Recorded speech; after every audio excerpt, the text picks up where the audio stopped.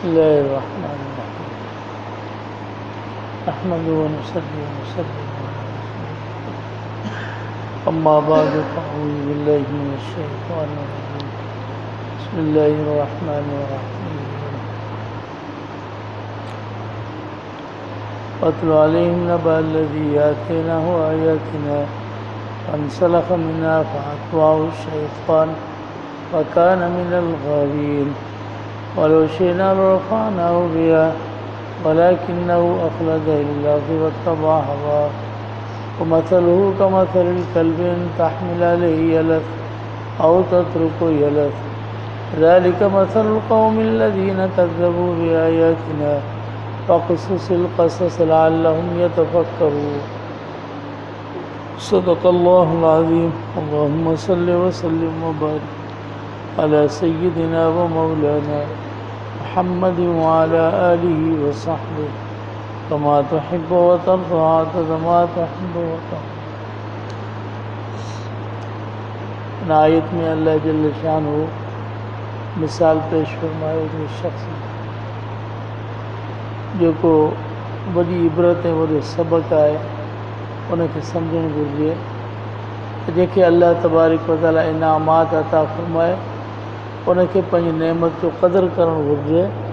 ऐं पंहिंजे मक़ाम खे सम्झणु घुरिजे वरन जे करे बेक़दरी ऐं बेअदबी कई त उन बेक़दरी ऐं बेअदबी जे करे अल्लाह ताला उनखे अहिड़ी जाइ ते धिके छॾींदो जो बजाए जन्नत जो जहन्नमी थी वेंदो ऐं जो मिसाल अल्लाह जल्ल शानहू जनाब सैयदना हज़रत मूसा अलैहिस्सलाम जे ज़माने में अल्लाह ताला जो मक़बूल बानो उन ज़माने में बलम बिन बाऊरा हो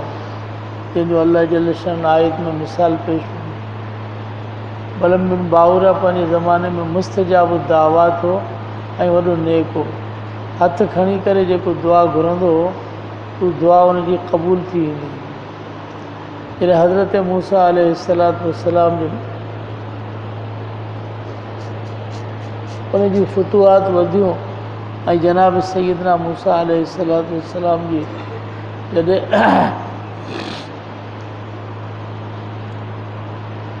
मिस्र खे फ़तह कयो त उन ज़माने में बलम बिन बाऊरा खे उनजी क़ौम चयो त तुंहिंजूं मुस्तजाब दावातूं तुंहिंजी दुआ क़बूल थींदियूं इन करे तूं हज़रत मूसा अलैहिस्सलाम जे ख़िलाफ़ु दुआ कई त हुन चयो त मूसा अलैहिस्सलाम अल्लाह जो पैगम्बर ऐं नबी आहे ऐं नबी जे बारे में दुआ कोन घुरंदुसि अल्लाह जो पैगम्बर नबी आहे क़ौम उनखे मजबूर कयो आख़िर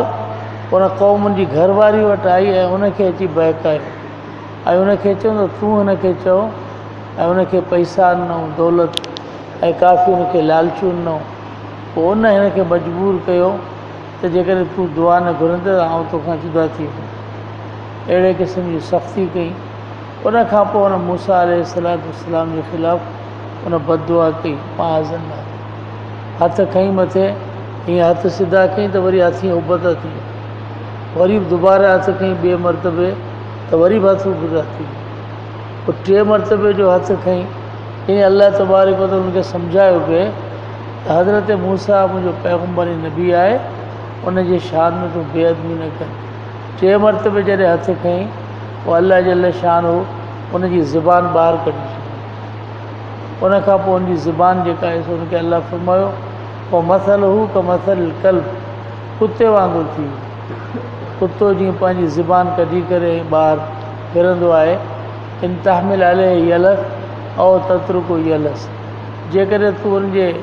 कुते जे मथां साम्हूं ईंदे त बि तुंहिंजे मथां उहो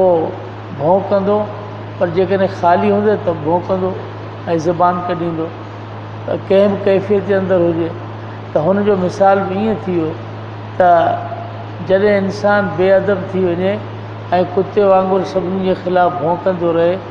ऐं बेअदबी कंदो रहे त पोइ अल्लाह जल्ल शानहू उन इंसान खे कुते वांगुरु बनाए छॾींदो आहे ऐं अहिड़ो शख़्स असां बि पंहिंजी ज़िंदगी में ॾिठो जेको असांजे बुज़ुर्गनि ऐं वॾनि जे ख़िलाफ़ु उहो तौहीन कंदो हो बेअदबी कंदो हो उनजी बि तक़रीबन मरण खां हिकिड़ो साल पहिरीं अलाह सी ज़ुबान ॿाहिरि कढी छॾी ज़बान जी ॿाहिर कई वो गुस्ताख हूंदो। इन करे हमेशह ज़बान जी कोशिशि करणु घुरिजे त ज़बान सां कॾहिं बदकलामी या अहिड़ो ग़लति लफ़्ज़ या बेअदबी वारो उहो न ॻाल्हाइणु घुरिजे। ख़ासि करे जॾहिं असां हिन माहौल में रहूं था, मदरसनि जे माहौल में, हिते शागिर्द उस्ताद आहिनि, उते ज़्यादा एहतियात ऐं ख़्यालु करणु घुरिजे। हीअ जे फितने जे दौर में अञा गुज़रूं पिया,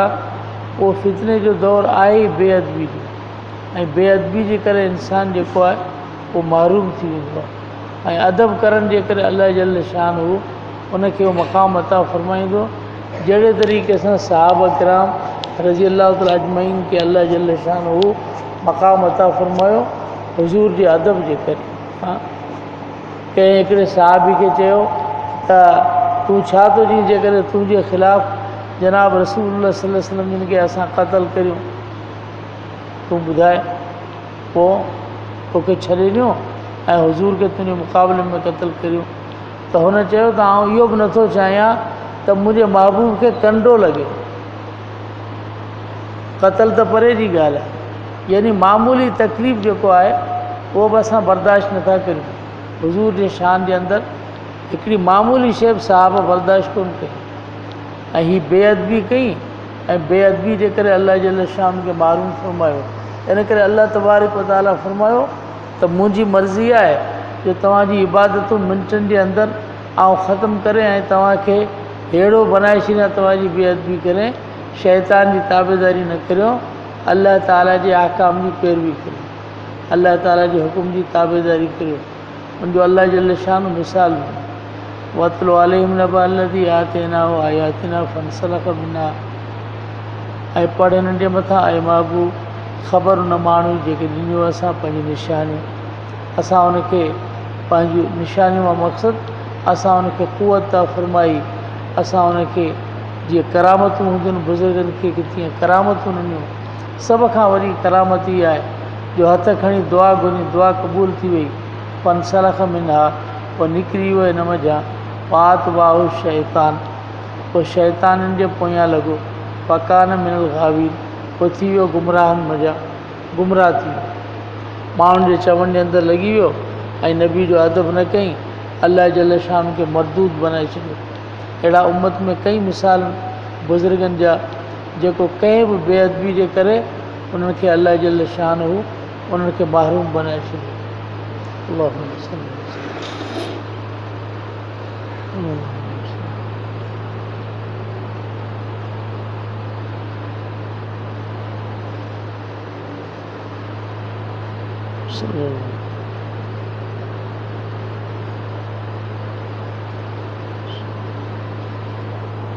आमीन।